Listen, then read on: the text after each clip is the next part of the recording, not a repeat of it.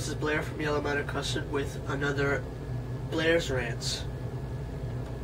Yeah, right there by my dick. That's nice. I know last time I kind of tried to talk about overprotected fans using the Beatles as an example, but I kind of rambled off topic. And I'm going to try to stay on topic with my rant for today. What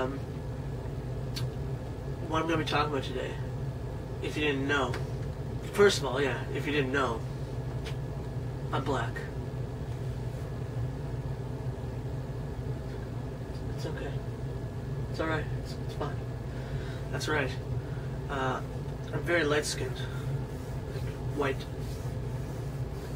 whitey milk chocolate. But the reason I'm saying this is because in response to a comment I got on a post I made a while back, I think it was October, November maybe.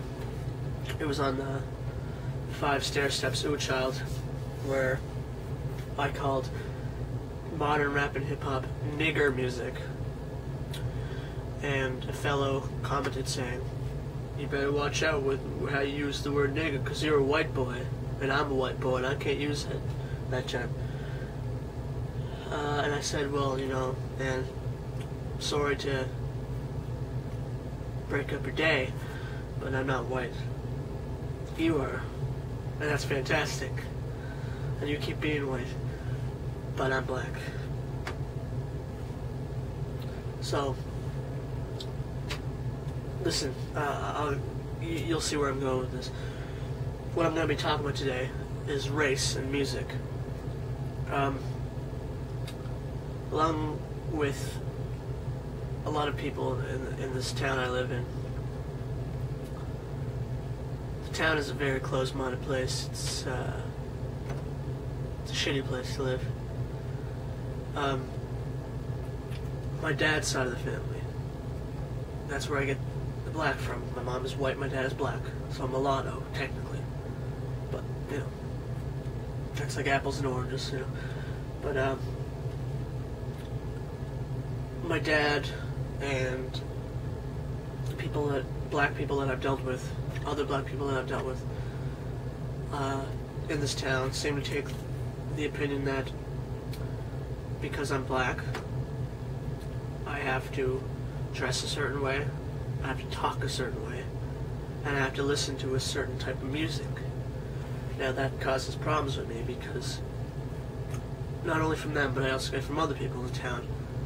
Oh, you're black, oh, why you listen to the Beatles, or why you listen to Queen, or why you listen to fucking, you know, Led Zeppelin, or whoever I might be listening to at the time. Oh, here's my iPod, looking through my stuff. Oh, well, I don't see any black people music in it. Well, what the fuck does that mean? What's black people music? What's white people music? You know? And that's what pisses me off. Is that people seem to kind of divide music into race. It's like listening to Janis Joplin saying, oh, well, what do you call that? I call it women rock, or woman music. You don't do that. You call it, she sings rock music, or blues music. You don't call it woman blues, or woman rock, or female rock, even though female rock seems to be a genre, but I don't get it. But, yeah, like, I listen to black artists. I listen to Jimi Hendrix, I listen to Sly and the Family Stone, Curtis Mayfield, James Brown, Isaac Hayes, you know. These are all black artists. And I know Curtis Mayfield and Isaac Hayes and James Brown, of those artists I've said. I know those, they've, in the 70s at least, they set out to bring black people together with their music. But, and they were called, you know, black artists and black musicians. But, I don't consider that black music. I just consider it, you know, James Brown. I consider soul music, or with the Payback, you know, funk music with Isaac Hayes, funk music, soul music, Curtis Mayfield, funk, soul, whatever. You know, that's what I think. I don't call it black music. I call it whatever genre it is. Thin Lizzy is one of my favorite bands of all time. They're from Ireland, but their lead singer, Phil Lynott, was black. He's like me. His mother was white, his father was black.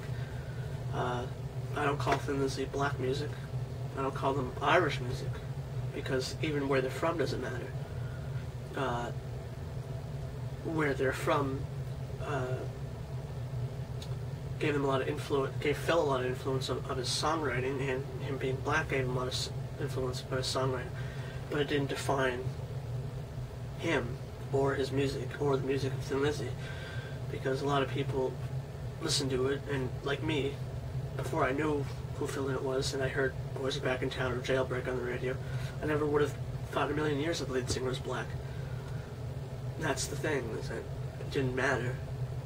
I was surprised when I found out that he was black, but it wasn't like, well, that puts a whole different aspect on it, doesn't it? It didn't. It was just a surprise, because you don't really hear black artists in heavy rock like that a lot of times. So, you know, I have a problem, like I said, with people saying, well, this is black music, and this is white music, and this is Latino music. You know, a good example is Santana.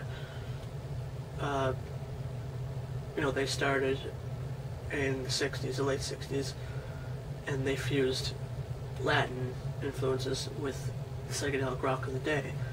Now, would you call them a Latin band, or would you call them a psychedelic rock band with Latin influences? I would just call them a fusion band, actually. They were more of a fusion band because they fused styles together. So, you know, I think it's kind of wrong to kind of be so hasty with generalizing genres by race and by culture, because it gets kind of muddled when you do that sometimes.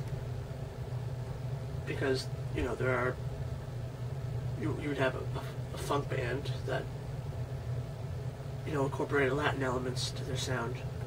A lot of 70s bands, you know, a lot of 70s funk bands did that.